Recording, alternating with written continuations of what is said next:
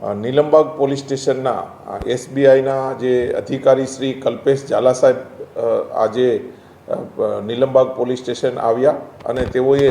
એક ફરિયાદ નોંધાવેલી છે,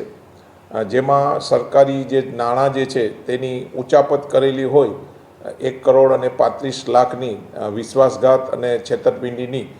ફરિયાદ આરોપી આ કામે 6 આરોપી છે, જેમાં ભૂમિબેન પંડ્યા, કિરણબેન રાઠોડ, જલ્પાબેન શાહ, જાગૃતિબેન લાલવાણી, ભરત અડવાણી અને સુનિલ ભાઈ જે છે હાસેજા, તેઓના વિરુદ્ધ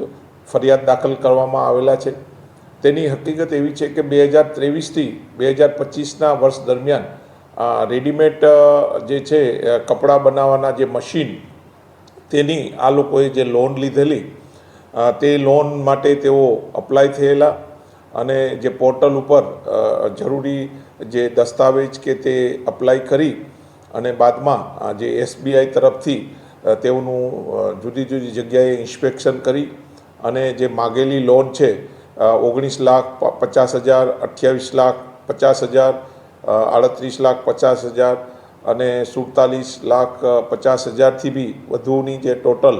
1,35,00,000ની લોન એસબીઆઈ તરફથી મંજૂર કરવામાં આવેલા.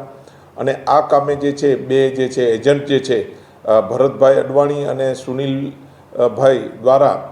આ જે છે જરૂરી આ જે મશીનરી છે તેના બિલ આપવામાં આવેલા અને એ જે છે મશીનરી એ જે તે જગ્યાએ હતી નહીં. જ્યારે એસબીઆઈના અધિકારીઓ ઇન્સ્પેક્શનમાં આવ્યા તો એ બાબતે જે છે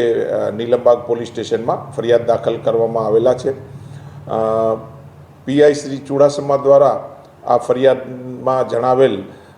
જે આરોપીઓ જે છે તેની વિરુદ્ધ દસ્તાવેજી પુરાવા મેળવી અને 4 મહિલા અને 2 પુરુષને અટક કરવામાં આવેલા છે અને નામદાર કોર્ટમાં રજૂ કરી જરૂરી રિમાન્ડની માંગણી કરવામાં આવનાર છે. સરકારી જે પોર્ટલ જે છે એસબીઆઈનું જેના ઉપર આ જે છે લોન જે મળી શકે છે તે પોર્ટલ ઉપર આ લોકોએ અપ્લાય કરેલું અને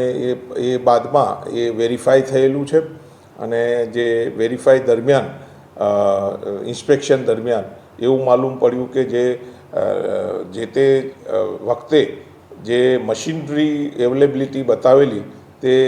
કોઈ બી કારણસર ત્યાં હતી નહીં અને સરકારશ્રી સાથે તેઓએ છેતરપિંડી અને ઉચાપત કરેલાનું દસ્તાવેજી પુરાવા અને ઇન્સ્પેક્શન દરમિયાન માલુમ થતાં નીલમબાગ પોલીસ સ્ટેશનમાં ફરિયાદ દાખલ કરવામાં આવેલા છે. લોન લેવા બાબતે ગયા હતા પણ ડોક્યુમેન્ટ બી ડુપ્લિકેટ એસબીઆઈ વાળા લોકોને બતાવ્યા. હા, બિલકુલ. એ બી મેટર જે છે તપાસનો એક મોટો મુદ્દો છે. એ બાબતે બી ઊંડી તપાસ કરવામાં આવનાર છે અને દસ્તાવેજી પુરાવા જે બી છે તેમાં જે સાઇન કરેલી છે અને બીજા દસ્તાવેજ પુરાવા કબજે કરી અને FSL ગાંધીનગર ખાતે તેને મોકલવામાં આવનાર છે.